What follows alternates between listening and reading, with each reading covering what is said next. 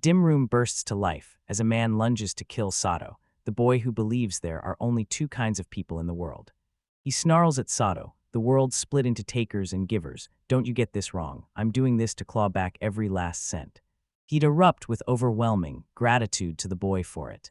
Sato thrashes against his restraints and fails, roaring at the man to stop messing around as cold dread claws at him. Why are they trying to kill him? Rage boils in him as he wonders why he has to endure this. Then he suddenly spots his mother sitting nearby. She insists she had no choice in her outfit and couldn't help the circumstances. It isn't her fault.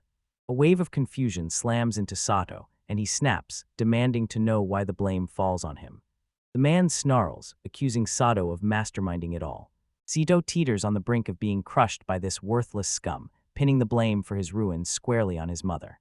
He swears he won't forgive her, yet desperation rips through him as he lunges to grab her. She recoils, terror burning in her eyes as she begs him to stay away. Emotion crashed over Sato. She forces herself not to meet his eyes. She's his mother. The man twisted his lips into a venomous grin and sneered, "Just die." He relentlessly hurls murderous attacks at Sato, while Sato's mother sobs helplessly in the corner. A cold truth slams into Sato. He's always the one everyone exploits. He staggers away empty-handed, the world tilting as he begins to faint. The man shot to his feet. He sneers at Sato, mocking that he's digging his own grave, jeers that if the lady would just take her medicine like a good child, there wouldn't be such a mess. And now carefree, he can spin any tale about how she met her end. The frightened lady begs him for the medicine. He storms to the sink, splashes water over his hands, and grins. If the insurance comes through, he'll finally have his starting capital. As he starts mapping his next moves, a cold shock rips through him. He realizes that Sato's body is gone. He jolts awake in a strange, corpse-strewn place as a few bodies twitch and lurch toward him, shock pinning him in place. Then in an instant, he's staring up from a bed. He reels, mind racing, desperate to know what's happening. It's too vivid to be a dream, and when his fingers scan his skin, there's nothing. No wounds. He snaps, demanding to know what just went down. He remembers that day when death had him in its grip. There was no way he could have survived. He clung to the crazy hope someone might storm in and save him from this hell, but the idea felt utterly impossible. He vaults off the bed, rips through the house, its ancient bones creaking, wondering how it hasn't collapsed, then bursts outside into a forest, jaw dropping because there weren't any trees where he came from. Where could he be hiding? He spins, eyes drinking in snarling monsters and towering mountains, wondering what kind of place this is, then overwhelmed. He gasps that it's beyond Japan, like another world, when a woman rushes up, breathless, says, "I finally woke up," sets a basket down and pleads with Sato, asking how he feels and begging him not to push himself too hard. He froze, riveted by her white hair and those piercing azure eyes. When he locks eyes with her, a glowing screen detonates into view, slamming her name, Stella, and a column of stats across it. Stunned, he scrambles to figure out if it's her status, like some kind of game. A whirlwind of questions tore through his mind about what was happening. A white-hot headache slammed into him as Stella reached out, asking if he was all right, but Sada's mind snapped to the man who tried to kill him. Instinct screams. He shoves Stella's hand away and snarls, "Don't touch me." She recoiled, her breath snatched by shock. She blurts a frantic apology for being too casual, asking if she'd upset him. Sato blinks, dumbfounded that she's apologizing to him. Then Stella finally announces her name. They locked eyes and confessed they knew nothing about each other. She urges them to finally get to know each other, daring him to spill his secrets to her. Stella says she stumbled on him, slumped in the woods, and now her mind races with questions. Where is his home, and does he even want to go back? Sato exhales and admits he has no home left. She doesn't hesitate. "Stay with me." He locked onto Sato the moment his expression shifted. Stella draws back a step, voice trembling as she insists she didn't mean to startle him and apologizes for not considering his feelings. Sato stares, trying to read Stella. She insists she meant every word and throws open her door, telling him he can stay at her house until he figures out where to go. She warns the forest swarms with deadly monsters after dark and suggests he bunk with her for the night. He snapped that it reflects what he'd spotted out in the distance. Wandering alone through strange streets was a gamble he wouldn't take. He dove for the safety of her house. Doubt claws at his chest. Can he really trust her?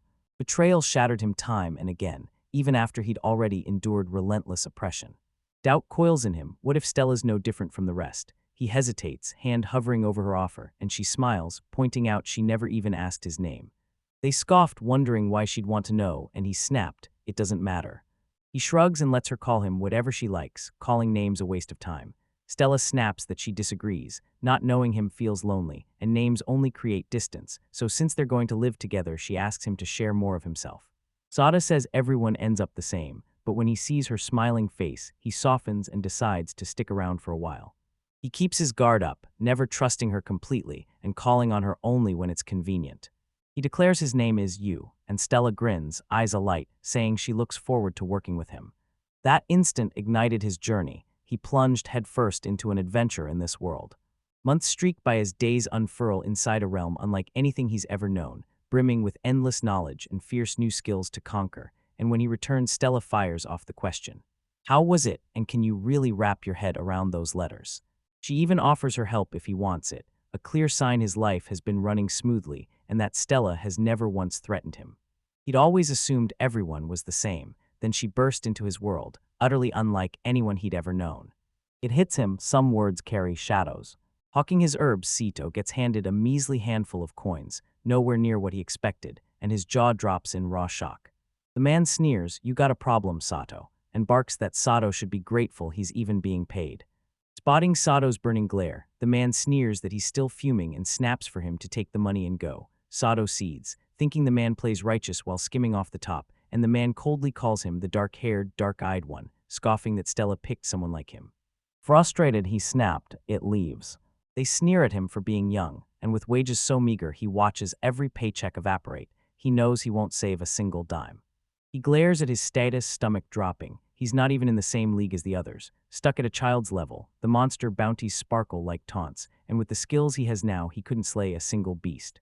A bolt of clarity slams into him. He has to level up and become stronger. Right then, a boot slammed into him. Hajj knocks Sato to the ground and asks if he tripped or twisted his ankle. When Sato looks up, it's Hajj. Hajj says he smelled something foul, points out the black-haired goblin and demands what Sato is doing here, while Sato, sure he'd finally shaken off trouble, snaps, "What do you want?" Hajj cracked him so hard he vomited, sneering that Sito was filthy, a pathetic kid who needed training. Sito shot back, "Who does he think he is coming at me like that?" And Hajj, furious, kicked him again, warning him not to mouth off. Then after Sito hit the ground, Hajj booted him once more, taunting him for getting cocky when he couldn't even take down a goblin. Sato bristles, furious that Hajj pummels him like a toy, and he won't be treated that way. Hajj draws his sword and snarls that kids like Sato sometimes need brutal, tough love to learn. Hajj jams his sword against one of Sato's ears and growls that if he's serious about hunting goblins, he better get to work. They'll make a fortune if he helps out.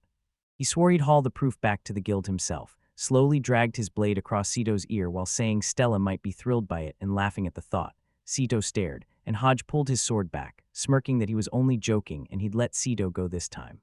He snarled, "I could cut you down any time I want. You're a nuisance, so stay out of my sight." Hajj lunges and lands another brutal kick on Sato. As he left, he dumped the blame on Sato, snapping that Sato was the one who'd made the mess and had to clean it up. Sito checked Hajj's status, scoffing that it was a joke he was still called an adventurer, then strode on with the sting of Hajj's strike burning through his body. He barreled into a woman who spun to apologize. The instant she saw Seto's black hair, she recoiled in terror, screamed for him to leave the village, branded him filthy, and warned about the nasty things he might bring, and the crowd jumped in, jeering at his hair and insisting people like him have no place there. They spat they wanted him gone for good, and Sato's blood boiled. He bit back his reply and strode on, knowing this world sneered at black hair and dark eyes. No matter how everything shifted, their treatment stayed the same. He was an outsider. He snarled he'd be denied his due and only draw violence down on himself, declaring the world nothing but trash. Just like before, a pack of worthless scum ripped him apart and used his ruin as a ladder to climb higher. Rage coiled in him as he vowed he'd take his revenge one day. He had to find a way to gain power when Stella suddenly burst into view, calling his name. He demanded, "What are you doing here?" And she shot back that he'd come home late, jabbing a finger at the terrible wounds streaking his body. He blew it off with a cocky grin, insisting nobody should worry. He'd only been tangled in a bit of trouble. His gaze locked onto her. He caught the glint of tears in her eyes, and memories of the pitiless glares he'd endured surged up. Sympathy washed the crowd, but not a single soul stepped forward to help him. They clung to comfort and dodged every scrap of danger, until at last they laid bare that humanity was just a mirror. Their selfishness stared back at them. Stella threw herself into his arms, voice cracking as she apologized and admitted sending him there was entirely her fault. Sada couldn't grasp why she apologized when she'd done nothing wrong, but warmth flooded him in her embrace. He hugged her back, a vow burning to grow strong enough to protect those who cared for him. He took up a stick and launched into training, and as he trained, Stella told him she was going out for a bit. She tasked him with chopping firewood for her. Sato agreed. Hours melted away as he hammered his body into hard, honed shape. He hacked at the wood, telling himself it would do for now. His status hadn't shifted much, but a truth slammed into him: training mattered, and even if his level never rose, his skills kept sharpening. He might not have Hajj's skill, but the edge he'd carved with blood and sweat finally proved its worth. He'd stayed away from the village since that day to dodge trouble. By daylight, he hammered his body into steel with brutal training, and by night he devoured knowledge like a starving man. He clenched his jaw and admitted he couldn't beat them at this pace, but vowed he'd grow strong enough to take them on. Then Hajj and two others strode up and confirmed Seta was here. Hajj snapped that Sato was making everything messy. When Sito demanded why he'd come, Hajj shot back that Sito was being cold and he hadn't come to kick Sato, he wanted a favor. Then he stepped in close and hissed, "Brat." Hajj launched a brutal punch that sent Sato crashing to the floor, then asked if the strike had landed. They snarled, ordering him to save every last tooth in his mouth. He pummeled Sato relentlessly. Sato reeled, desperate for an answer. Why him, why this? While Hajj shrugged and said he didn't want to do it. He'd convinced himself that making Sato miserable was just part of the job.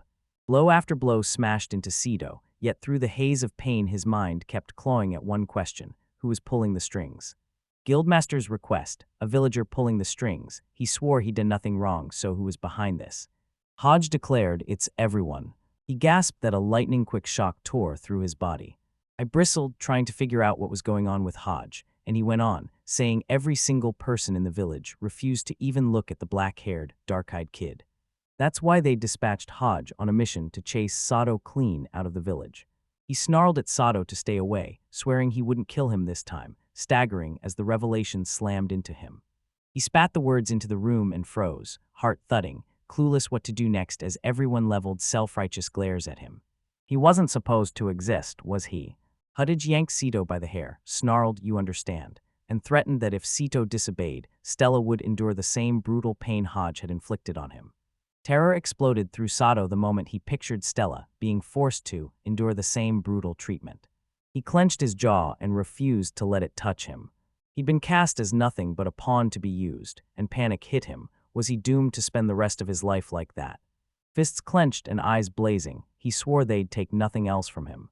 Suddenly, the impossible happened. He peered at Hajj's profile, and his jaw dropped as Hajj's skills blinked out of existence, skills Hajj hadn't even noticed were gone. Sito checked his stats and gaped when he saw he'd gained that skill. Had he stolen it? Another boy sneered that Sito was completely broken and urged them to leave, and Sito's jaw tightened as he reminded himself there are only two kinds of people in this world: takers and the taken. He always wound up empty-handed, left clutching at air. That chapter slammed shut, sealed and gone for good. A life spent stealing and being stolen from had left him empty, and they were only going to repeat that rotten loop. Rage boiled in him. He would break it, take his shot and claim what was rightfully his, and he storms into the village pigsty and spots an entirely different kind of pig tucked among the ones fattened for the pot. Shackled by a slave collar and forced into brutal labor, a hulking orc becomes the perfect test for Sato's skills, and Sato rips open its stat readout. He sizes it up, realizing it's almost a match for Hajj's, and a sharp curiosity snaps. Does it hide any useful skills? A jolt of power explodes through him. This unexpected strength boost could be the edge he needs. He steels himself and vows to seize that skill. Power surges through him as he drains the orc's strength. He froze, eyes locked on his strength stat as the number surged, proof the passive skill had just activated. He flicks his hand and suddenly feels his body grow lighter than before, living proof of the skill's benefit. He snatches up a tiny stone and clenches it in his palm. He hurls it toward the tree. He flicked his wrist and the branch snapped cleanly, like it was nothing. Shock pins Sato to the spot. If a single throw unleashed that much destruction, he suddenly sees he could pull off far greater feats. Pressing the orc further, he discovers the skill demands several strict conditions. First, you must make direct contact with the target. Second, the range is razor-tight, about 1 meter. And third, success isn't guaranteed. Occasional headaches flare, never crippling, and a fierce realization hits him. If he keeps stealing skills, he'll only get stronger. Soon nobody would dare cross him. Armed with unbeatable strength, he swore he'd never be prey again. Hajj topped his list, and it was only a matter of time before Hajj felt the void where one of his skills had been. Sutter sprang into action, racing to cover his tracks before anyone sniffed something wrong, while across town Hajj and his buddies crowded the bar. Hajj slammed back a jar and crowed that this was the easiest job yet. His jaw hit the floor. They were getting paid to pummel bread, and thanks to Sato they could finally afford the good stuff. Sometimes they'd get requests to keep bullying him, and one of the men hooted that it sounded perfect and urged they jump Sato next time. Hidden outside, Sato watched them roaring with laughter, while Hajj still hadn't noticed his skill was missing. Hajj shot to his feet and declared it was time to head out. One friend snapped, "Where are you going?" Hajj announced he was off to hunt goblins. They warned him not to get cocky and end up dead. He scoffed, "Who's dying when I've got my sword skills?" And asked if they'd come. They declined, wanting rest, and Sadafa grimly realized Hajj would storm into the forest alone. That cracked open the perfect opportunity. He bolted ahead to make his preparations, barreling past the last of the adventurers. Grateful for the herb-gathering missions that had taught him the forest's whispers and lurking dangers, he spotted Babelins, knew a head-on clash with Hajj would be suicide, and hatched a trap to catch Hajj off guard and take him down. Hajj closed in on the goblins. They exploded into their familiar, maddening swarm. He sneered that these lively creatures weren't even worth the swing of his sword. He shrugged them off as nothing but stress relievers. Saddle watched from a tree branch, smirking that, annoying as it was, an adventurer should handle such problems, and Hajj's confidence lay shaken, his ace in the hole gone. Hajj squared off as a roaring goblin horde spilled into view, wondering how long he'd hold. The real show ignited. He tallied their ranks, smirked, and knew his power would end this fast. He readied his double slash and struck. Nothing answered. Confusion cracked into panic as he scrambled to force his sword skill to work, and Sito watched Hajj's anxiety balloon, knowing it was only a matter of time before he lost control. A goblin hurled a blistering fireball that screamed past Hajj, missing him by inches. Jaws dropped at the sight of a goblin wielding magic. Sito dove into its stats and unearthed dark magic in its abilities. Hajj lurched against the tree, breath rattling as he hissed, "I'm so close to them." Just as the goblin readied another spell, they sprang into action and flung a stone that felled it before it could strike. Hajj grabbed Sato's arm, thanked him breathlessly, confessed he was in a tight spot, and begged Sato to hoist him to the village. He'd never imagined Sita would be this useful. Then he snapped at Sita for hesitating, shouting for him to hurry. It sneered, "Are you an idiot, Hajj? Can't you see what's happening? Why would you think a horde of goblins attacked?" Hajj shot back, "What do you mean?" He couldn't hide his shock. He'd never expected things to fall into place this smoothly. He taunted Hajj, "How does it feel to be outsmarted by the one you called worthless?" bragging that sneaking the goblin into place had forced him to sprint through the forest unseen, then mocked Hajj's swordplay, "Where's your double slash now?" And Sato ripped Hajj's sword from his hand. He flashed a sly grin and promised to thank him for everything by unveiling a jaw-dropping spectacle. He unleashed a razor sword skill, slashed Hajj's hand with a burst of pain. Then Sato poured his power in and set Hajj's hand roaring into flames. Hajj froze, stunned, wondering who had lit it and how those flames were about to vanish into thin air. Sato loomed closer. Hajj begged him to quit the games, swearing he'd take Sato down. He thundered, demanding to know where Sito had learned that magic and how he'd poured it into his blade. Sito only smirked and admitted he'd stolen it. Shock hit Hajj like a thunderbolt, leaving him frozen and wide-eyed. Sato sneered and boasted he'd stripped Hajj of everything. He revealed his skill. He could snatch abilities straight from others and use them as his own. Hajj barked with disbelief, calling it the most ridiculous skill he'd ever heard of. He'd never heard of anything like it. He swore he'd take Sato down for good if Hajj didn't let him go, shot a cold question. Did Hajj really think another chance would come? Then called him out, reminding him of the favor he'd done and how Hajj had attacked him unprovoked and stolen his money. Said revealed Hajj had lunged at Stella, reaching to lay a hand on her. He slammed his sword onto Hajj's shoulder and snarled that he'd gone out of his way to teach him his skills. What was the point of it all? Disbelief burning in his eyes, Hajj insisted Sato was joking and demanded, "Do we really have to go this far?" He felt trapped. The villagers and the guild master were pressing for it, and though he refused, he saw no choice. Sato withdrew his blade, saying it couldn't be helped. Hajj froze, wondering if Sato grasped the gravity of the situation. Sato then said he'd reluctantly take a life too, slashed and severed Hajj's head, and declared it was his first time killing someone. Standing over Hajj, a raw tide of confusion and horror slammed into him. He thought he'd outmaneuvered Hajj and snuffed out the immediate crisis, then realization slammed into him. A mountain of challenges towered ahead. Like Hajj's minions, the guild leader loomed as a threat to Stella, so Sita wrestled with whether to warn them or, if it came to that, eliminate them too. Leveling up meant survival, so they turned goblin hunting into a brutal daily grind, and their levels began to soar. He seized the moment and shoved his hard-won skills to the test, a perfect crucible to learn what he'd need for the battles ahead. A girl perched nearby and fired a bright "hey" at him. They couldn't help but exclaim how breathtaking the night was. Sato pegged her as an adventurer, but a burning question gnawed at him. Why was she here? He suspected she was part of Hajj's crew. If so, burying the body was one thing, but getting caught in the act would be a full-blown nightmare. He decided to settle it on the spot as he assessed her condition. He uncovered her name, Nina, and realized she outmatched Hajj with raw, terrifying strength. He'd ripped those skills from others, yet doubt coiled in his gut. Could he really defeat her? Nana then asked if he was still taking jobs alone. Sato demanded, "What's wrong?" She glanced away and said she didn't think he was a bad guy, she just felt walking alone would be dangerous. She stepped up and volunteered to go with him. She vowed they'd be safe together and that she could tackle quests that matched her rank. He cocked an eyebrow and demanded, "What are you scheming?" She said she only wanted to be his friend. Sato sneered and flatly refused. She reeled in shock and called him cruel, while inside he burned with the conviction that their meeting was fated. Sato shot down Nana's plea and strode away. She darted after him, insisting they'd be better off if they tagged along. He refused again, and she pleaded with him to stop talking like that. She said the instant she spotted him in the village, a bolt of love at first sight struck her, and she felt sure they could be friends. Mina sneered, slamming the villagers as awful and demanding Sato stop showing her prejudice just because she's different. All the more because Stella ground him down with backbreaking work at home. Rage boiled in him. He demanded, "What did the villagers say?" She shot back, "That's all I heard." He leaned in, grilling her for every scrap she knew about Stella. A flash of impulse seized him. He yanked at her jeans. Nina yanked at his arm, eyes wild as she implored him to wait and to stop that. Sato's jaw tightened, classic Stella, always crossing the line, and a chill of suspicion hit him. Had she been pushing him until he was worn to the bone? It all screamed absurdity, like a bad joke. Nina, by contrast, seemed to be reveling in the moment. They confessed they were baffled by her reaction. Confusion ripped through him. Why did she beam when the blow landed? He instantly branded her a pervert. He bellowed cowgirl at her. He shot her a sharp warning, "Don't you badmouth Stella again," then bolted. She screamed for him to wait, but he kept running.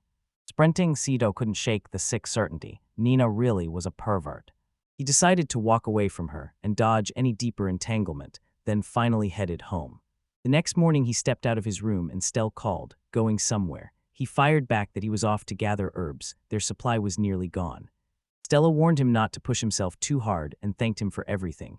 Then she abruptly broke off, coughing, and confessed her health had been slipping day by day. He squeezed Stella's hand, vowed it was fine, and told her not to worry. He'd be back soon. Then his mind slammed back to the day Hajj and the others attacked in Mall.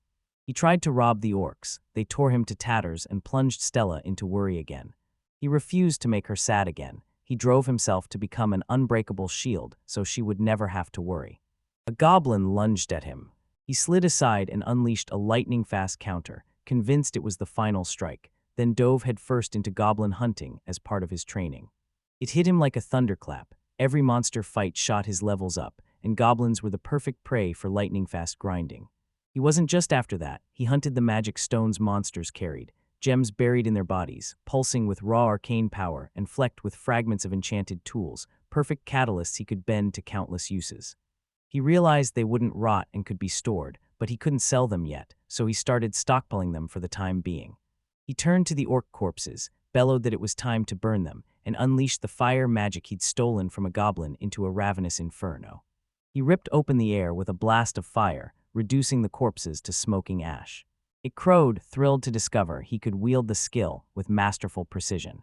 He vowed to keep devouring skills, convinced each new power would harden him until the villagers wouldn't dare lay a hand on him. He gritted his teeth and swore he'd prove he wasn't someone to be toyed with anymore. A cold truth hit him. He could only steal skills from goblins for now, so he had to craft his next move with ruthless precision. His thoughts still racing, Nina slid up behind him, laid a hand on his shoulder, and eyes wide with wonder whispered, "How did you become so strong?" Shock ripped through him. He demanded how she'd gotten there and how long she'd been watching him, and she answered, cool as stone, that she'd been observing him for an hour. He froze in confusion, and she smirked, "You don't know I'm a master at hiding." He scanned her stealth stat and suspected her chameleon-like knack for melting into the background was why he'd never spotted her. Those dangerous talents earned her the nickname Stalker Girl. Nana swallowed and apologized for how she'd acted yesterday. Sato's brow furrowed as he tried to figure out what she meant, and she finally admitted it was about Stella. She dropped into a deep bow and, voice shaking, apologized for stoking his fury with her misunderstanding. Insisting she hadn't meant it that way and racked with regret, snapped, what on earth was Nine thinking? She blurted out that she'd properly apologized to Stella. She discovered the woman was disarmingly kind. Mind surged with relief, thrilled that Stella had forgiven her. She even swore she'd stand by Nina because she wanted to be friends with Sato. He snapped that even if Stella forgave Nina, he'd never let her off the hook. Nina snapped that she'd chosen to be his friend and she wasn't backing down. Sada's head snapped back in disbelief. If he didn't need any friends, what could she mean? The villagers branded him, the guy with black hair and black eyes, and shunned him as creepy. He couldn't read Nine's mind, and he flat-out refused to indulge her. If she grasped that, she could leave. She casually confessed she adored the color of his eyes. Her smile slammed into him. Why was she beaming, while everyone else recoiled from his eyes and edged away? He spun away again, his mind clawing at the question of what was wrong with her. The kicker, she'd begun stalking him every single day. He ignored her and strode ahead. She kept pace, grilling him about how he'd gotten so strong and how he could wield a sword, confessing she couldn't even use magic. Rage boiled in her chest as she pictured him burying himself in study until magic bent to his will while she tripped over the simplest lines in her books. Nina pressed a snack into his hands, and surprisingly, he accepted. He roared for her to be quiet. Her daily tailing had driven him insane. She nervously asked if that was harassment. Then she thrust the steaming plate toward him and implored him to calm down. He snatched the item from her hand. He flung it into the trash, and shock ripped through her. She burst out that he was cruel for flinging away what she'd fought to gather. He shouted, "Shut up." Pain and anger twisted across her face. She froze, pulse racing, desperate to know where her snacks had vanished. Her reaction cut deeper than the thought of stealing her smile, and he wouldn't let his skills be exposed. When she tore to break free, she slammed right back into his grip. Nina implored him for friendship once more, but Sato's answer came back unchanged. He wanted her to give up and leave. She swore she wouldn't leave him alone and vowed to stalk him until he agreed to be her friend. He sneered and called her a nuisance. He snapped that it would do him no good. His duties devoured him, no moment left to entertain her. She shot her hand up, insisted there were perks, warned he'd be barred from taking guild quests for now, and declared leaving goblin ears after a kill was a total waste.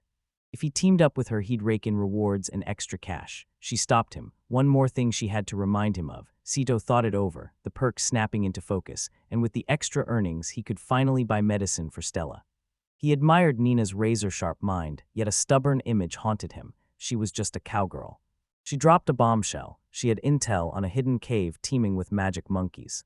Curiosity surged and he asked what it was. She warned of a nearby cave, treacherous to explore alone, but insisted they'd conquer it together. Stronger monsters than goblins lurked ahead, and treasure glittered there. He froze, stunned to hear there were foes beyond goblins, and demanded every detail. She confirmed it. Magic monkeys lived in the cave.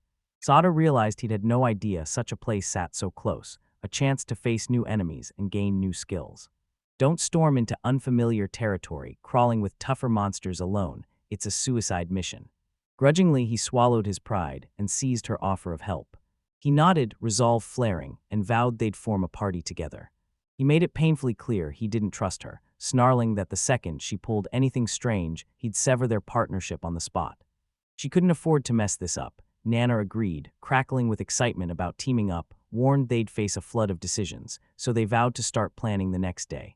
A month after they joined forces, reality slammed into them. Going solo had been hopelessly inefficient. He could finally buy skill potions whenever she fell ill, and they'd been stealthily amassing skills in the shadows, growing stronger while nobody noticed. Nina taunted him, shouting that night would fall before he even arrived. He shot back that he wasn't that late. They stood before the demon ape's cave. He demanded to know if she could really guide them, and she flashed a confident grin. "Leave it to me, I brought the map." Side by side, they plunged into the cave, lamps flaring to slice through the darkness. Sato's breath caught. He instantly realized the visibility was far worse than he'd expected.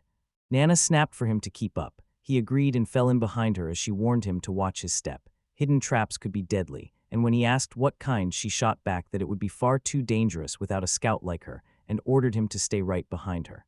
She sniffed out the tiniest traps, and his stomach dropped. This was bad news. They plunged deeper into the cave. A handful of demon aides lock onto him. Nina warned the creatures were goblin-like pack hunters, and the cave had been their nest for ages. Sato grinned, said felling 3 apes would be nothing, and dared Nina to take one. She accepted.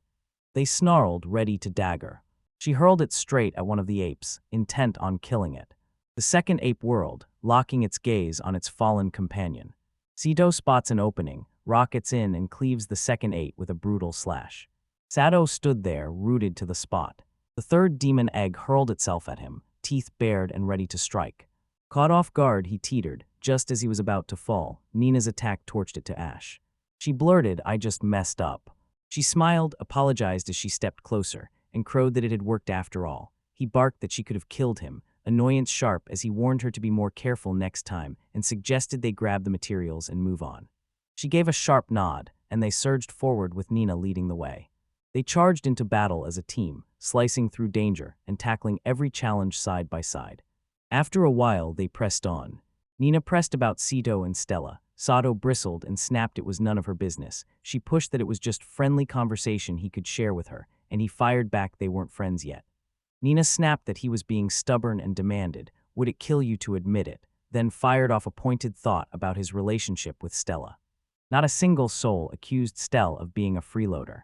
A cold truth slammed into him. He was nothing more than that. Your mind jolted to the exact second. He pushed open the door and walked out. He vowed to Stella he'd be back by evening. She agreed, promising dinner would be ready. He heard the plea to take care of himself, snapped out of his reverie, and remembered Stella was the first to accept him and give him a place to belong. He wanted her safe, and he'd do anything to keep her that way. He spilled every secret to Nina, and it hit her. Sato was repaying Stella with potions. Stella had been writhing in pain last time. Easing that ache now lit a grateful, relieved smile across her face. Sato demanded how she knew. Nina hesitated, then said that because Saddle made her with potions and never seemed to hurt her, she guessed the potions were meant for Stella. She was right, and he snapped at her to stop overthinking. Nen snapped that Nike's was the one decent soul Stella had repaying his debt. He burst out, "I'd never considered it that way." Was that really what churned inside his heart? Nina blurted that Sato burned for Stella. He flushed, blurted that it wasn't like that, and implored her not to tell Stella, while Nina grinned, teasing that his blush was adorable and that she might just tell Stella after all. Seething, he yanked her by the collar and spat she must never, ever breathe a word to Stella. Terrified, Nina nodded so violently her head shook. They charge ahead. Nina jabbed a finger at a treasure chest gleaming up ahead. It gasped, bewildered, wondering why it was even there. Something about a man-made object stashed in a cave felt wrong. Nina confessed she'd never questioned it before, but now she whispered, "Where are the others? I heard there were more." He watched her edge toward the treasure chest, shouting that traps could be lying in wait and to check it carefully. She asked him to keep watch. He gave the go-ahead, his gaze locked on her. He replayed her scouting and trap detection feats like a highlight reel, beyond brute strength. She was becoming a game-changing asset he hadn't seen coming. Sato gritted his teeth at the thought of a long-term alliance with Nena, but if it served his interests, he'd pounce on the chance. While they rested, Nina beamed, bragging about their flawless teamwork and declaring they'd already conquered 2/3 of the journey. She snapped that their packs had no room for all the materials they'd gathered. Sadov barked they'd felled countless monsters, and it was time to turn back. Nana nodded, admitting their haul and hardwon skills beat anything the forest still held. She sneered, branding Sato a beast and claiming he might be the village's strongest. He snapped that Nina was on a higher level than him, smarter, hands down. Curiosity flaring, she fired off the question, did he have an analysis skill? She hadn't even told him her level. He boasted he could size up her strength with a single glance, then sneered that teaming with anyone weaker than him would be pointless. Emotion choked Nina as she asked if she really looked stronger. He steadied her with a smile, saying he didn't have to worry. She could protect herself when things got rough. He urged them to shovel down their food. There was no time to waste. They had to keep moving. Nana's yes ripped out of her the instant her mouth opened. A monster lunged from behind at Sato. He spun and dodged with a breath to spare. Nina leaned in and asked, "You okay?" He met her gaze and shot back a steady, "I'm fine." Nina's eyes went wide as she confessed she'd never seen a creature like this, wondering what kind of monster it could be and finally blurting out her guess, some kind of magic ape. Sato slammed his skill into action, scanned the monster, and grimaced as the stats flashed. It was just a hair stronger than Nina. He conceded they'd been ambushed, but the beast didn't look invincible, so they vowed to take it down together, each step measured. Nina agreed. The monster lunged at Sato, teeth bared and claws snapping. He darted past the strike and ripped his sword across the creature's back. The monster leaped, righting itself midair to snatch back its balance. Pain seared from the hit, Nen's eyes snapped to its lightning speed. Then he vowed to Sato they'd be fine if they worked together. Sato barked they'd finish the fight fast. He realized the monster's lightning speed and twitching moves shredded their tracking, so they had to snatch its skill and freeze it in place. He locked eyes on the monster as it sat utterly silent, a coiled storm waiting to explode. He squinted, convinced it had slipped into meditation. Nina's voice cut the silence. "What's happening?" she asked, bewildered by the sudden stillness. Sito scanned the monster's stats again and barked for Nina to snatch the loot as they braced to bail. She nodded and darted in to grab the items. Suddenly, a horde of monsters surged around them, closing in from every side. Nina spat, "This is a pinch." Sato snapped at her to shut up. He already knew their predicament. His mind raced, clawing for any opening to break free. Nina snapped, "What's going on?" and Sita threw up his hands, admitting he didn't know either. He jabbed a finger at the still-open exit and roared that if they could reach it, they'd be able to escape. A colossal ape tore into the scene and Sito's heart plummeted. He frantically hunted for a plan now that this new threat had barged into the fray, and Stella waited elsewhere, anxiety coiling in her gut as she longed for Sito's return. With each tick of the clock, her worry swelled. As Sito crouched over the giant's footprints, realization slammed into him. The giant thrummed with colossal power and ruled the apes. Sato accepted he stood no chance, outmatched. He hunted desperately for any route to bolt. He couldn't die there, not when the thought of Stella saying that again tore him apart. He'd survive no matter what, even if it meant turning Nina into bait. An ape launched itself at him from behind. Panic flared, he knew he couldn't dodge it. Nina lunged and shoved him out of the way. She threw herself into the blow and took it. Sato yanked her out of harm's way and sliced the ape's claws with his sword. Nina finally owned it. She knew she'd messed up. But she blurted, "Is Seto okay?" He shot back, "What are you thinking?" She snapped that she'd stepped in because he was in danger, furious that her instinct to protect him only left her wounded. Nan warned that without her interference, he'd likely have been hurt. He shot back it was her fault and pushed to use her injury as bait so they could bolt. He snarled that self-sacrifice was a fool's gambit. If she died there, everything he'd risked would be wasted. Nina shot back that they were friends, and since she outmatched him in strength, she had to shield him. He blurted that her words were seared into his mind, and he realized she'd taken them utterly seriously. Her endless talk of friendship haunted him even after he'd turned her down again and again. He sneered at it as a weakling's crutch and swore he'd survive alone. This had been the way forever, ironclad and unyielding. That's why Sito had started living alone. The boss ape exploded into a roar, and Sito barked to Nina that just squaring off wouldn't be enough, urging her to use the potion. She asked why they'd need it, and he said it should help her a bit. He'd hatched a daring plan to escape. Nina nodded sharply, and they swore to join forces. Sito barked that she had to hang on every word of his plan. After healing Hunchel with the potion, she had to bait every ape into chasing her. They didn't need to defeat them, she only had to dodge their strikes while. He summoned a roaring inferno to strike Boss 8. The plan hit perfectly, and now Sato readied a colossal fireball to obliterate them all. Afterward, he snarled at Boss 8, swearing he'd come back one day to kill it. They barreled onward. Nina asked if he was okay, and he snapped to forget it. Just focus on getting out before the boss ape returned. She nodded, hoisted him onto her shoulders, and sprinted ahead with him. He declared he was almost done. Now the whole thing was on her. She sprinted, cradling him in her arms. The ape's surprise attack hit him like a freight train. Everyone else left him exposed, and only she lunged in to shield him. Without her, he might have died. A cold truth hit him. If he'd even thought of using her as bait to survive, regret would have eaten him alive. Sato wrestled with the truth that he'd spent his whole life depending on others for his safety, and that hit him like a blow, igniting a fierce, all-consuming resentment. Dread coiled in his gut. Was he about to repeat the same mistakes with the people who had wronged him? They finally burst free. Nina whooped, praising their teamwork and declaring they could form an incredible party together. Sito barked at her to shut up, seething that no one had warned him about dangers like that, and he could have died there too, and Nina admitted in a small voice that it was her first time experiencing anything like that. They exclaimed that it showed exactly how well they were getting along.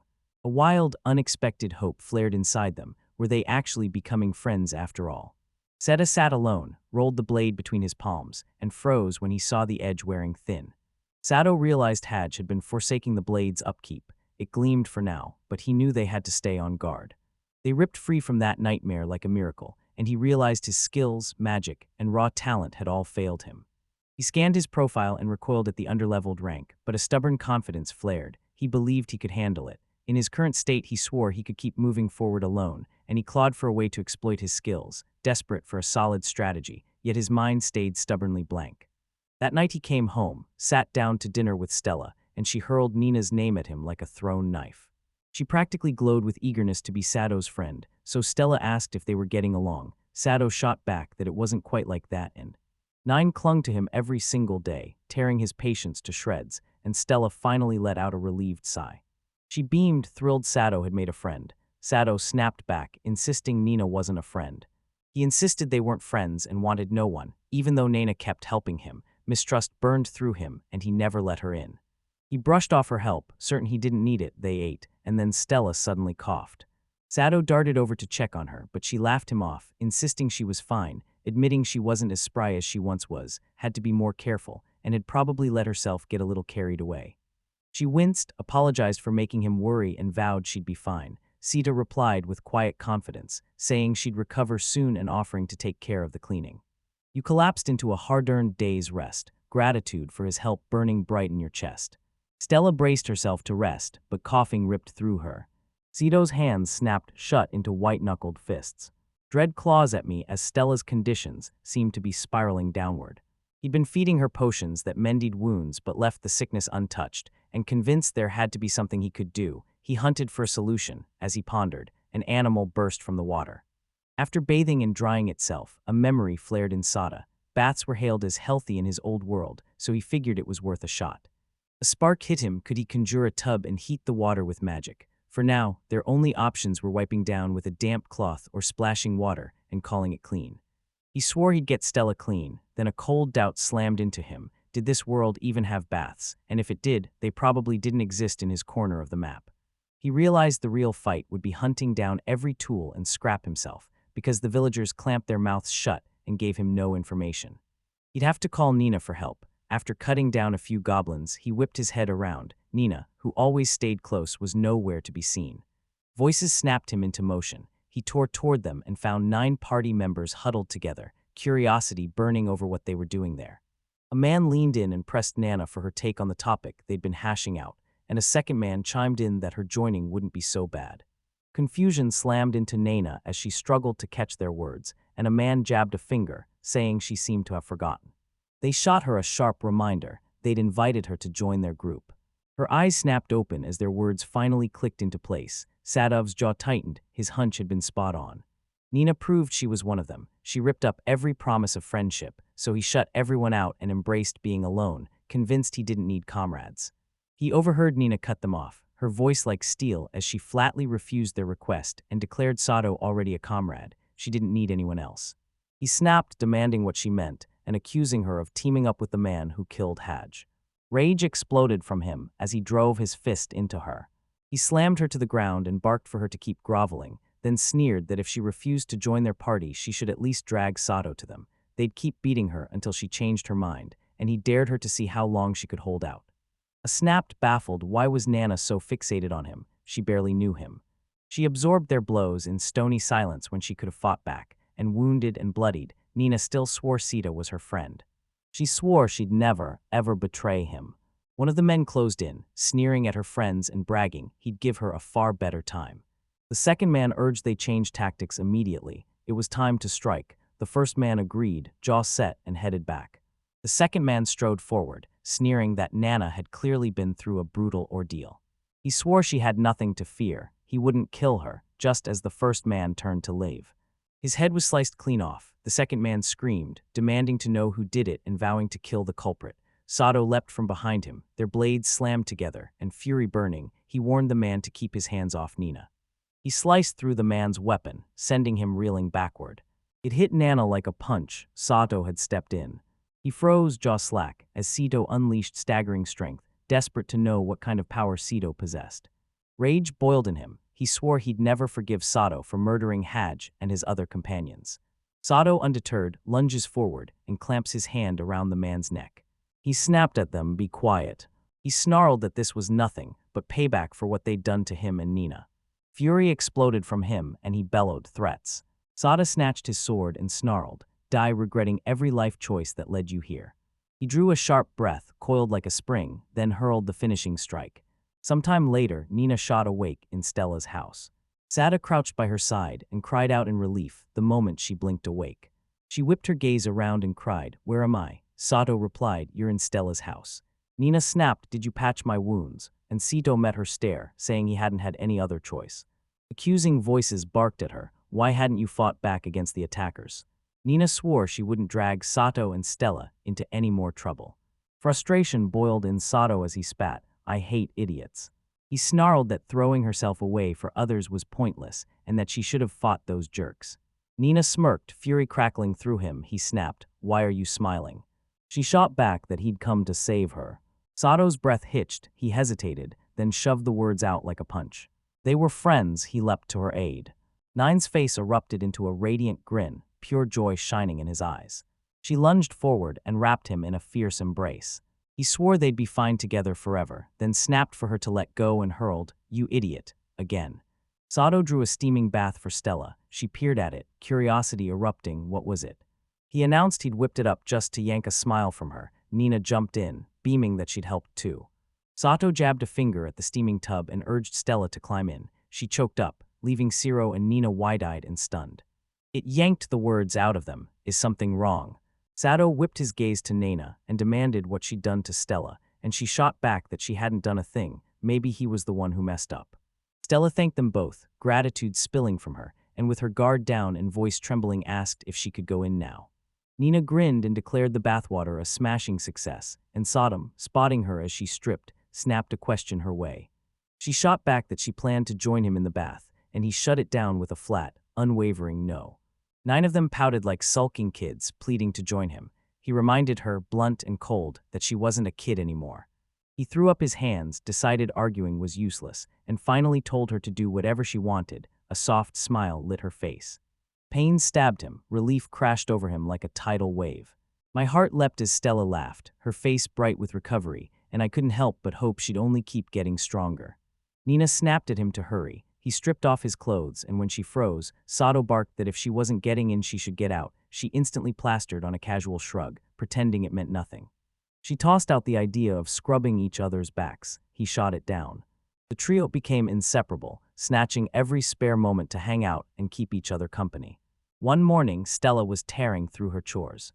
9 burst outside, and they erupted into a roaring, triumphant greeting. Stella snapped that Saddle had already slipped out somewhere. She called out that breakfast was ready and beckoned Nina over. Nina agreed. They sat down to eat, and Nina, brimming with curiosity, asked how long Stella had known Sato. Stella paused, then said it had been about a year since he arrived. Time had flown, and she remembered their first meeting when he'd been completely closed off, snarling like a wild animal. 9 saw at once that Sato had been unfriendly from the start, and Stella smiled as she watched Nana crack his armor and pull out a far more expressive side of him, and lately he radiated a fierce new joy, born from the unexpected friendship between Sato and Nina.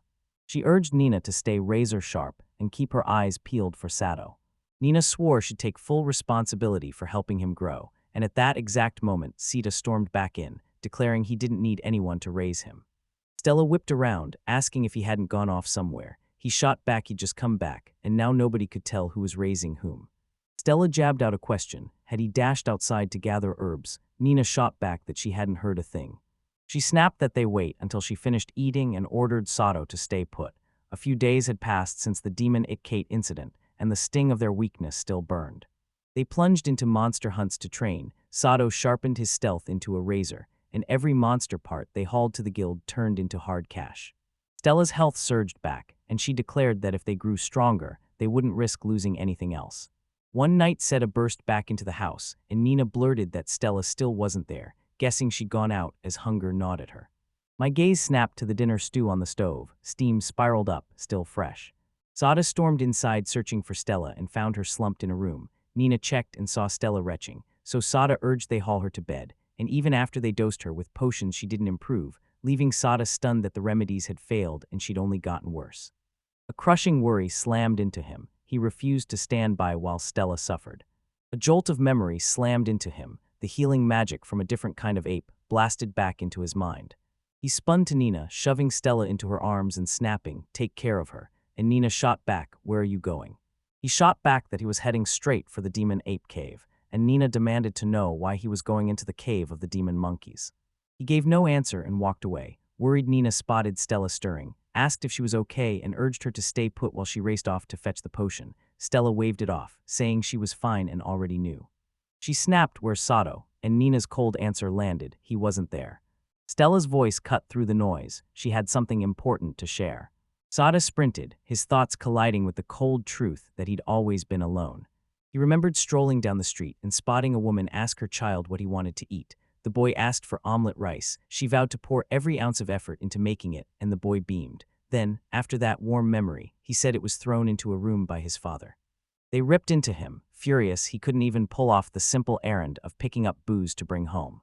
His father snarled there wasn't enough booze and ordered his wife to train Sato properly. When Sato met his mother's eyes, she slapped him to calm him and spat that this was what family meant. And in that instant, he wished he'd never been born, blood trickling from his face as he stared at his hellish life, surviving in a dumpster, alone with no help, everything he owned ripped away.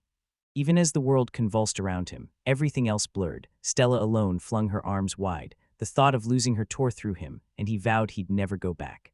He planted himself before the apes, fury coiling in his chest like a loaded spring, and thundered that they were standing squarely in his path. He barreled forward to kill them, but a lone, savage ape struck first. He dodged the blow, and as the boss ape lunged, Sato roared he had no time for this and demanded it stand down. He unleashed a furious blast of magic in retaliation, but the boss swallowed it and countered, sending him reeling. The boss ape lunged again, but a frantic voice cried they'd slipped clear, and we all realized the creature packed immense destructive power. He unleashed a double slash at boss ape, then, having snatched the monster ape's skill, he struck again as the stolen fireball slammed into boss ape and detonated in a massive explosion. Confusion slammed into Sada. Her gut roared that the person who'd been snatched was the one to blame. Stella waited, every ticking second sharpening the pressure. He had to sprint and deliver. In a heartbeat, the 8 distinct figures lunged, clamps of hands snatching Sato's leg as they launched their assault, while Stella rattled off every detail to Nina. Shock pinned him to the spot, leaving them both reeling and scrambling for meaning, and Stella snapped, "Is that really true?" She nodded, admitting Nina might be nursing a grudge, but she never expected anyone's gratitude. Stella pressed Nina to take Sato into the urban area. None snapped she'd take that on and swore she'd protect him with everything she had. She was Sato's friend. She snapped, "Rest, Stella." Stella thanked her, voice cracking as memories of every day she'd spent with Sato slammed into her like a tidal wave. Joy exploded. These became the happiest moments of her life. Meanwhile, Sito reeled as Boss 8 unleashed a brutal, relentless onslaught.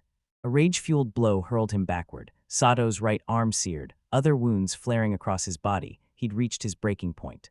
He roared as the boss lunged at him again.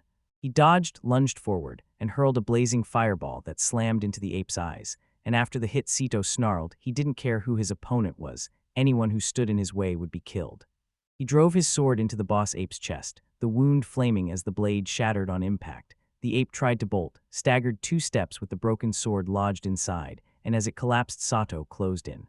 He barked for the ape's skills and forced it to hand them over. The instant he seized that power, he killed the ape. He barreled home, pain snarling at his heels, but he gritted his teeth and drove himself onward. He'd just mastered the skill. He crashed through the door, yelled, "I'm home," to Nana, and burst into an apology for piling everything onto her shoulders. He promised her everything would be fine, then barreled inside to check on Stella and froze when he found her lying on the bed. 9 stands nearby, frozen in place. Dread crashed over him as he stepped toward Stella and, voice trembling, forced out, "Grandma." He begged her to respond, desperation roaring in his chest.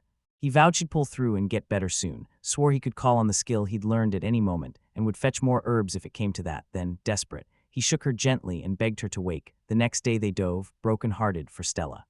Sita's memory snapped to yesterday. He'd promised she wouldn't die, insisted she was fine, and he believed one more surge of healing magic would yank her back to consciousness. After casting healing spells over and over, he seethed at why misfortune kept hunting him. Then fury exploded, and he slammed into the wall, aching for Stella to come back. Nine sobbed, voice cracking as she snapped, I hate this situation, I'm so sick of it. Sato swore he wouldn't lose to anything else, and Nina slammed into him with a fierce, desperate hug. They pressed their heads together, racing to decide what to do now that their grandmother was gone, and he battled to slam the previous day's memories shut. Niner snapped. Stella said she was happy to be with Sato, and she thanked you. She smiled through her final breath and entrusted him to Nina's care. Sato demanded to know what they should do now, and Nana urged them to head to the capital city, where life pulsed with diversity and prejudice ran thin, assuring him the guild there would let him register properly.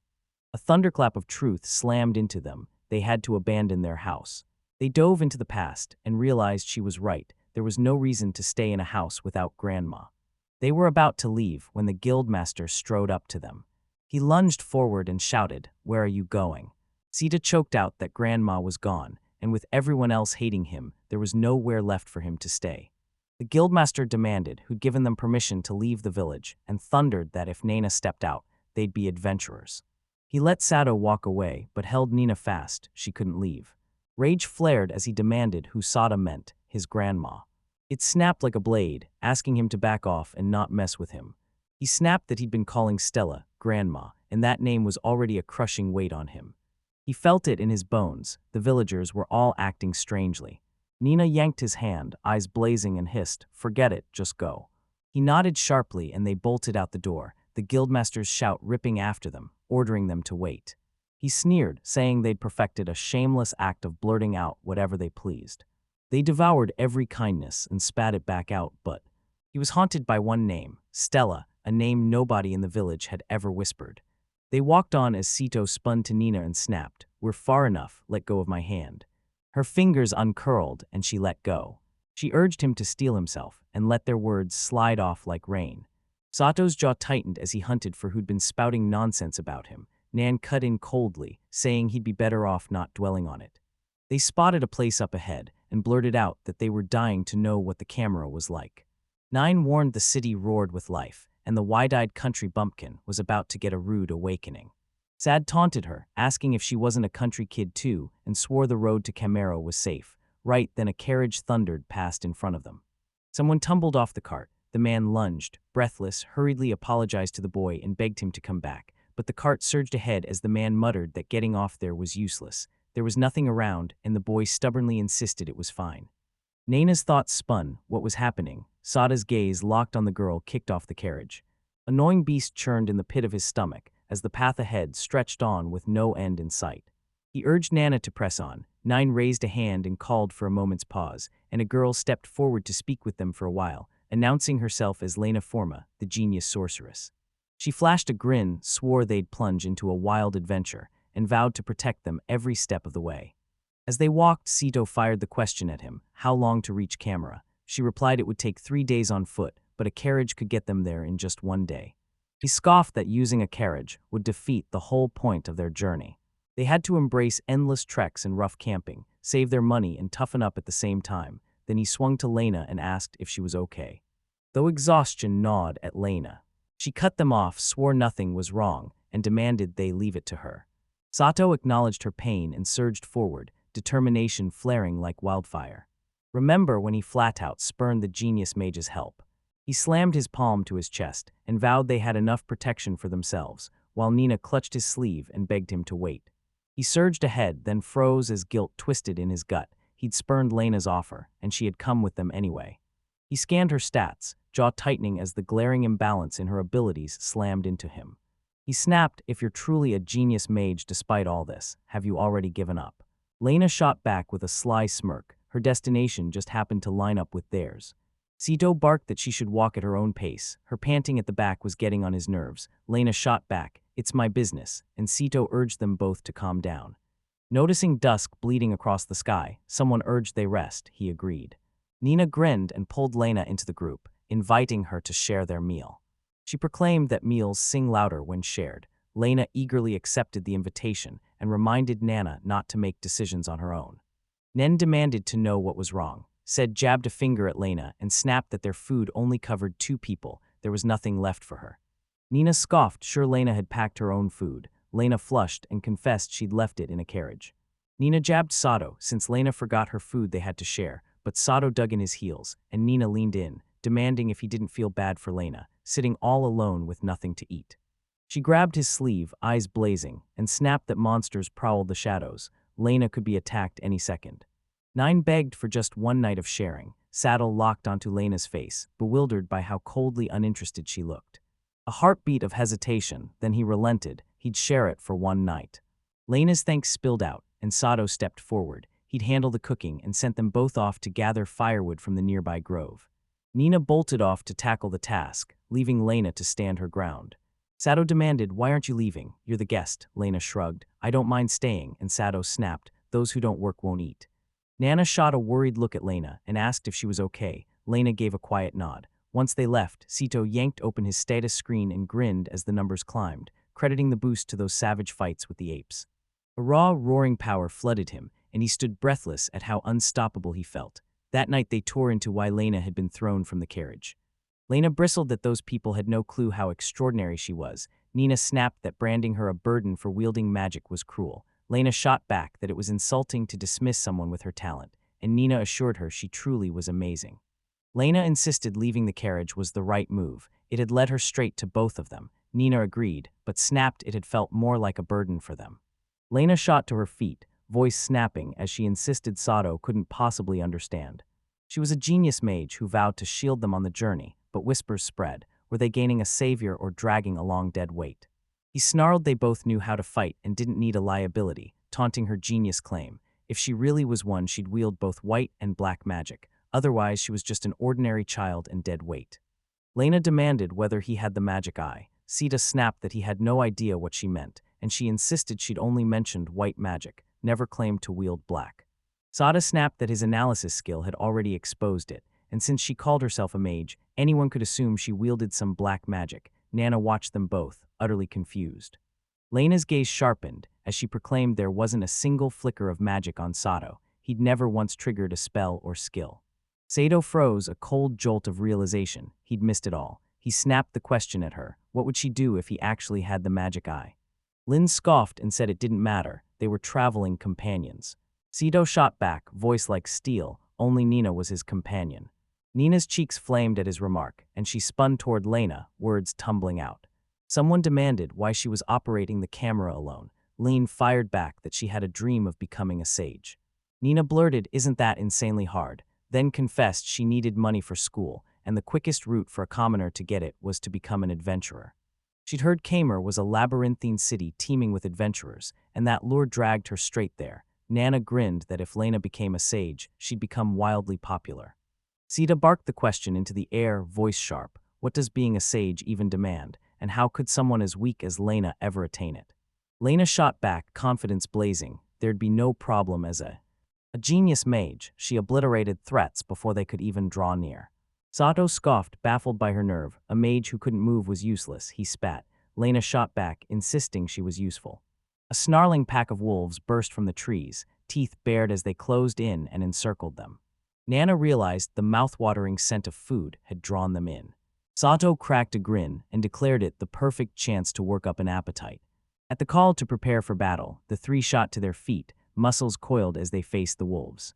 He tore into the wolves' stats, scanning every figure. Relief crashed over them. With Lena the magician at their side, they'd be fine. Sodom's gaze snapped to 6 wolves prowling up ahead. He barked that each of them could take 2, shoved them forward, then slashed a wolf down, killing it instantly.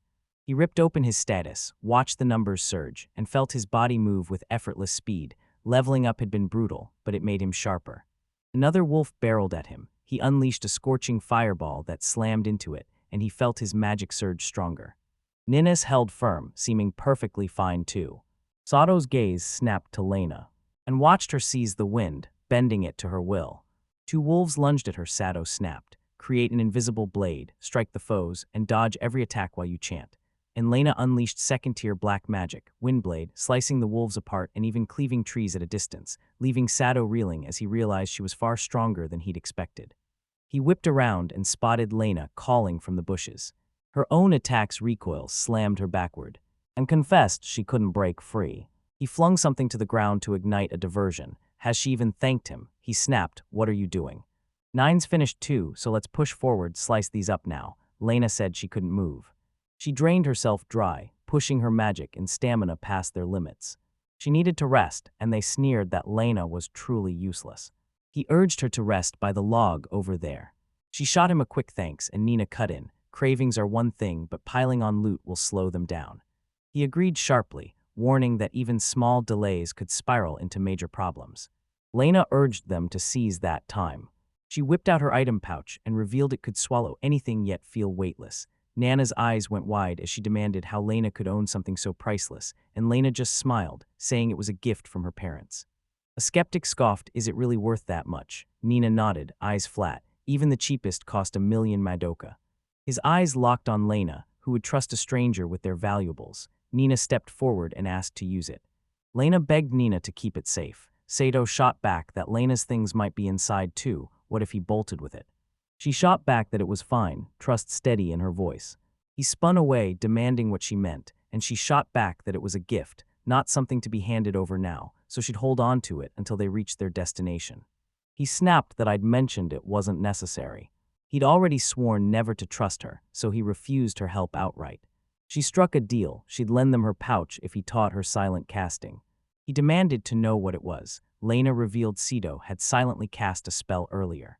A cold spark of understanding struck him. He harbored a silent casting gift, and one question prowled his mind. Had Lena been watching him the whole fight? Nina moved to speak of Sato, but he cut her off with a sharp command, "Don't say a word." Nina declared it was fine to teach Lena. Lena swore she'd teach him every spell she knew. He barked for someone to go ask why she was going so far. She declared silent casting a priceless edge, and as a genius mage fated to rise as a sage, mastering it would catapult her straight toward becoming the strongest. Sato hurled himself into it. He had nothing left to lose. She roared that with magic reigning supreme anything was possible, and she'd even forsake her swords if need be. Sita snapped that her convictions were too strong. Lena's grin sharpened as she declared it a fair trade. If it was fair, he'd hand her his trust. He wondered if she ought to forge her body into steel before she dared tackle silent casting. She shot back that she hated moving and flat-out refused. He sealed the deal, but only if Lena handed over the information, and she agreed. The scene snapped to the city of Khmer. Villains swarmed the heroes, tormenting them, and when the heroes' rage ignited, the villains panicked and bolted, apologies spilling from their lips. After they left, a man stalked up, growling he was already in a foul mood, and those villains picking a fight had him bored stiff. Sato, flanked by Nena and Lena, prowled the streets, itching to find anything that might spark an adventure. He locked eyes with Lena and fired the question, what did she think? Could she actually pull it off? She shot back that, even though the technique was challenging, not having to chant in battle gave them a massive edge. Casting spells without revealing their strategy would be a game changer against their enemies. He declared Lena incredibly thoughtful and impressive. Lena snapped that painting their spells in their minds instead of saying them aloud was a blind spot, calling him a genius.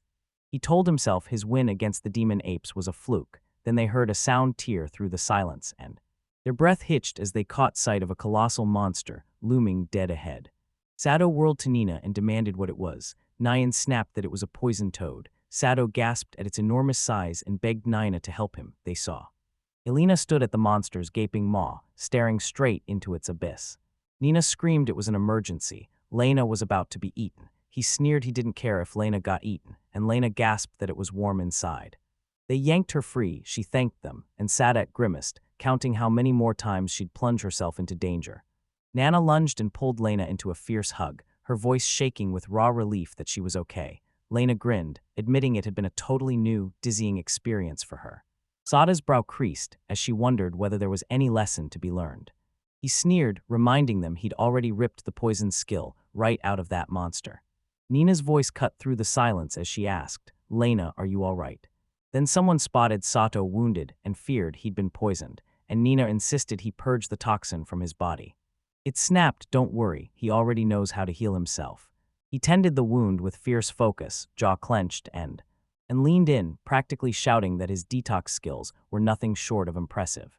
He was mastering it in a blink. Sato shrugged it off as normal, and Nina bristled, snapping that it had taken her forever. Sato smirked that maybe Lena was just slow, and Nina stared straight ahead.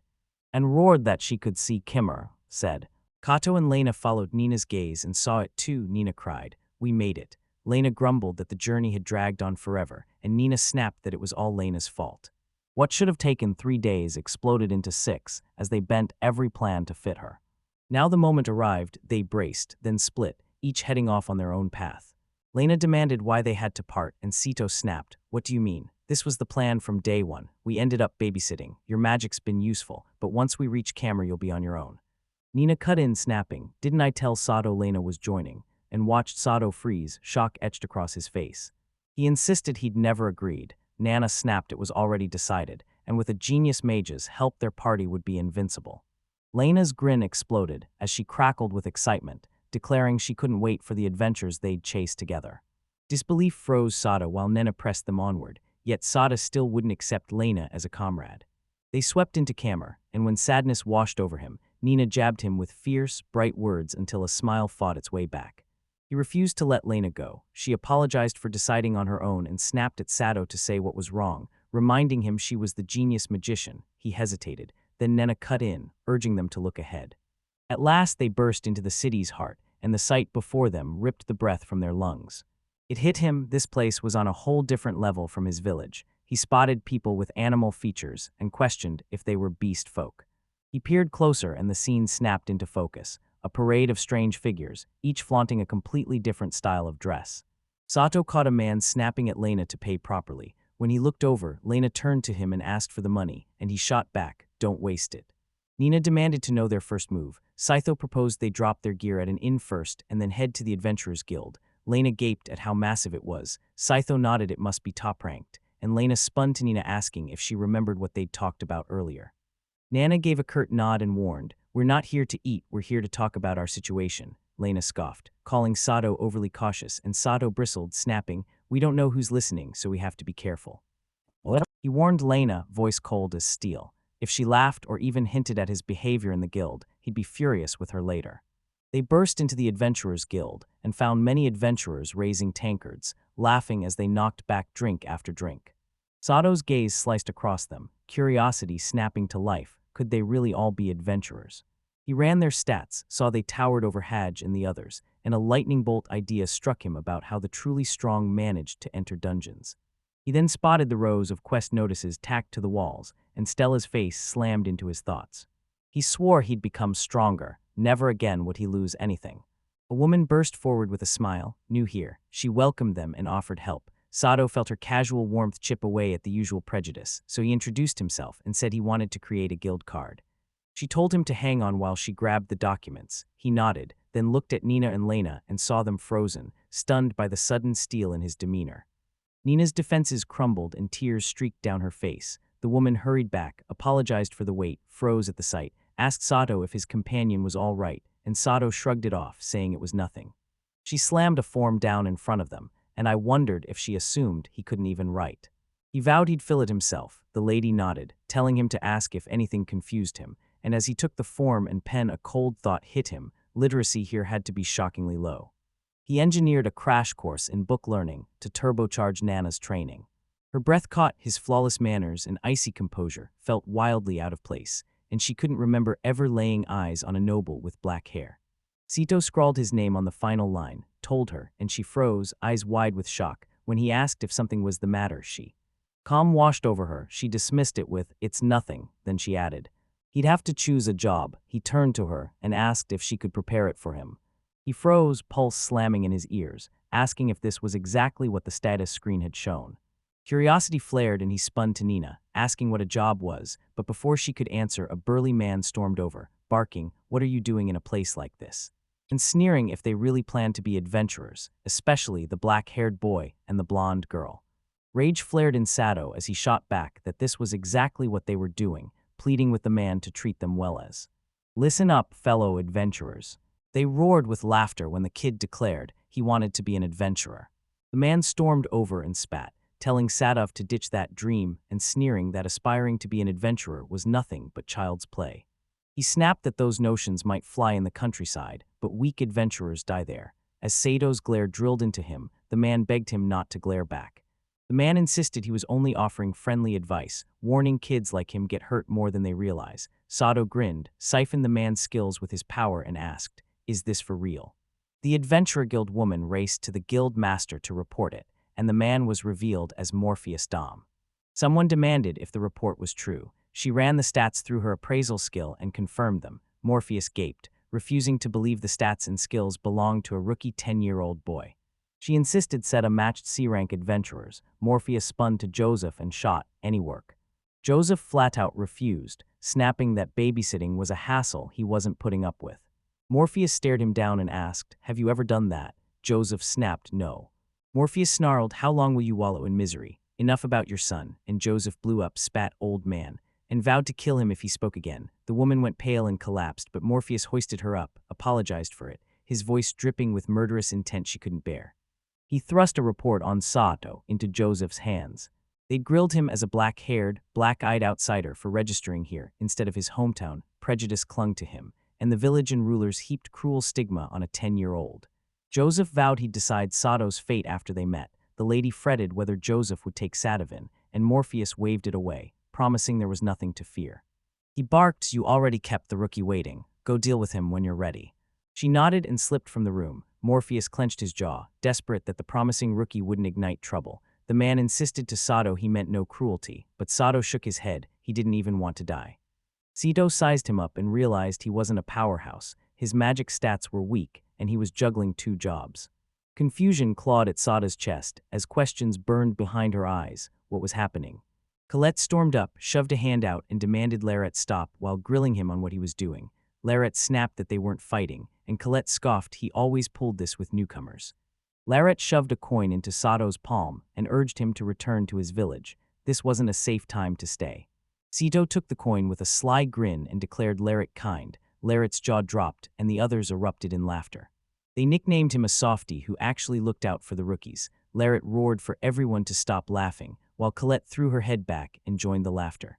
Larrett pinned Sato with a hard look and snapped that he had the situation all wrong. The instant Sato smiled, he snapped, "What's the deal?" He shoved the choice at Sato, "Do whatever you want. Larrett will handle what he must," and Sato stared, convinced Larrett was downright strange. Colette slid the paperwork to Sato and urged him to get started, then offered to lead him into another room.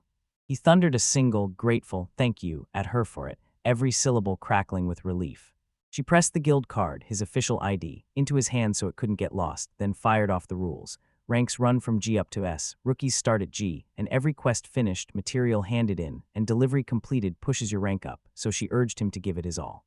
The moment to choose his job arrived. She produced a glowing crystal and told him to press his palm to it. It sprang to life, revealing every role he was compatible with so he could seize whichever one he wanted. She threw out a few options, but Sato's hand was already on the crystal. It revealed he had a vast arsenal of options. Nina blurted it out, Lena chuckled, "Of course, that's my comrade," and Colette froze as the revelation hit her like a thunderclap. Sato asked if something was wrong. She shook her head and warned it was extremely rare to see so many compatible jobs at his age. Master Warrior, as the very first option, was especially uncommon, and he said he had 15 jobs available. Colette announced, "You pick your first job, then every 20 levels you can bolt on another, a second at 20 and a third at 40. He stood at the crossroads. The job he picked would forge his skills and hand him stat bonuses, and only he could pull the trigger. He clenched his teeth and summoned the name in his head, scanned the job list, every option useful, and zeroed in on a combat-oriented, versatile role first. With his job locked in, they burst from the room and Colette said his materials would be appraised soon, so he'd have to wait. He nodded and watched Nina and Lena hurry off to pick their second jobs. Later, Sato ran into Larrett and dubbed him the kind old man. Larrett shot back that he was only 28 and pointed out how oddly Sato spoke. Sato said that's how he was raised, and now that his registration was complete, he wouldn't make errors anymore. Larrett then apologized for making the conversation difficult. Sato grinned and waved him off, saying he'd clocked that Larrett was only testing the newcomer's mettle. Larrett nodded, admitting Sato had grasped the situation, and they warned the town was crawling with hunters, a death trap for newcomers, yet it looked solid enough, so play it safe and keep your guard up. He lit a fire under Sato, urging him to become a true adventurer and dive headfirst into the journey, savoring every wild moment. Suddenly, Joseph stormed up to Sato and demanded his name, which made Larrett gape. He'd even been calling Joseph the boss, and Joseph announced he was borrowing Sato now that he'd just become an adventurer, but there was a catch. He'd heard Sato had real promise, so Joseph planned to put him to the test. Joseph shot Sato a grin, said the guild's training ground was empty, and beckoned him in for a quick warm-up. Sato glanced at Joseph's stats and cracked up, They were laughably insane, on a whole other level, almost monstrous. Seto didn't stand a chance, not even in a fight to the death, so the only sane move was to ignore Joseph, and Joseph leaned in and asked Sato, "Does that scare you?" He'd hoisted his hopes when he heard Sato was a promising rookie, but he wanted to see if Sato thought being an adventurer was easy. Lara cut in, asked what was wrong, and warned Joseph not to provoke Sato. Joseph snapped that if Sato wasn't serious, he might as well go home. Sato shot back that if Joseph insisted he'd leave, he was just hunting a chance to test his skills. So when Joseph slammed a hand on Sato's shoulder and said they should begin, Sato hissed for him not to touch him while Larat urged him to reconsider. Satan roared he wouldn't back down from this guy. Joseph shouted to Larat, sure he understood. If he followed them, Joseph would kill him. Fear forced Laird to back off. When they reached the training ground, Joseph roared for everyone to clear out, claiming it as his, and the other adventurers scattered in terror, calling him a demon. Inside, Joseph shouted to Sato, "It's only a mock battle." Joseph thrust blunted weapons into Sato's hands and hissed, "Don't drop your guard. One slip and you'll get badly hurt," then jabbed at the weapons rack and said, "Pick whatever you want, swords, spears, and more." He declared the rules were simple. Anything goes. Sito's attacks wouldn't even scratch Joseph, so Sito didn't have to hold back. Sito grabbed a sword, lunged for his chance, and Joseph effortlessly stopped the blow with his bare hand, leaving Sito gaping as he'd planned to cleave Joseph in two. Joseph praised Sito's effort, smirking that Sito wasn't like those saints or knights. He'd sapped the fun. Then Joseph stepped up and told Sadov to show him a good time. Outside, Nina and Lena came back from choosing their second jobs, and Lena asked Nina if she was sure about her pick. Sito had ended up in a job he hadn't wanted. Nina soothed her, insisting it was fine, she'd simply changed her mind. They spun to the empty spot where they'd left Seta, hearts pounding as the question ripped out of them, where had he vanished? Laird stormed up, voice booming as he barked, "Are you the ones looking for that kid?" They blurted out that Sato had been snatched away earlier. Nina's blood ran cold as she snapped, "Where did they take him?" Laird barked that Sato had been dragged to the training ground. Nina tore off toward it. He yelled for her to wait, said the timing was terrible. Then he saw Lena heading that way too, and fury boiled up because nobody was listening, so he told himself if things went south, it wasn't his fault. Sato and Joseph slammed their swords together, metal biting metal. Joseph shot a smug grin and declared Sato wasn't bad at all. Sato felt that smugness like a dare. Every strike he unleashed could be fatal. He had to seize an opening or risk losing the fight. As Joseph lunged with a strike, Sato met it with an unyielding block, and Joseph smirked, saying Sato's strength hovered around 400, proof he wasn't a rookie.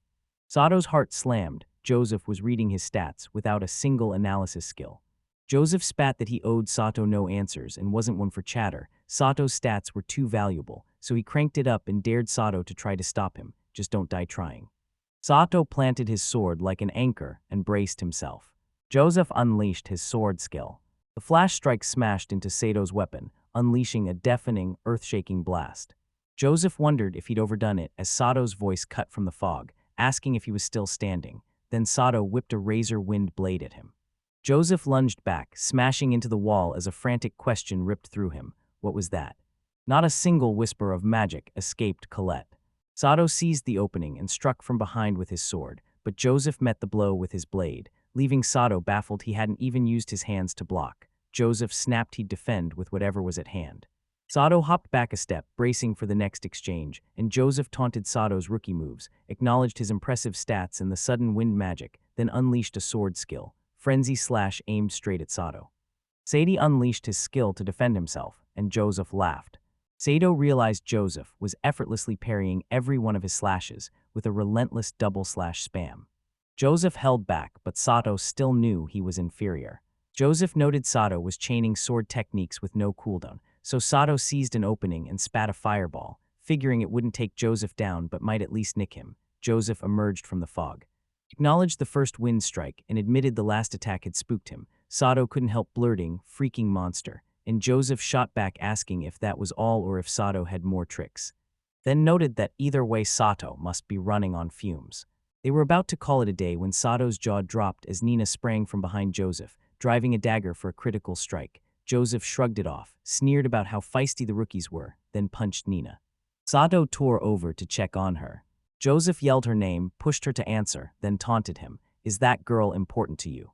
He barked at Sato to relax. She'd only been knocked out and was still very much alive. It only fanned Sato's fury into a boiling hatred. He vowed he'd kill Joseph. Sato freezes, dread knotting his gut as he whispers, "What have I done?"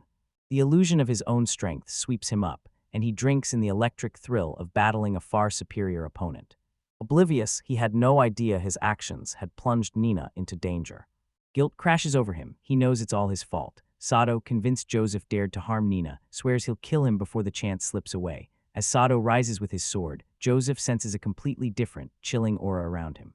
Sato conjures a blazing fireball, and soon a cyclone of fiery orbs whirls around him. Joseph blurts, "Have you been hiding this power all along?" Sato hurls the fireballs at Joseph.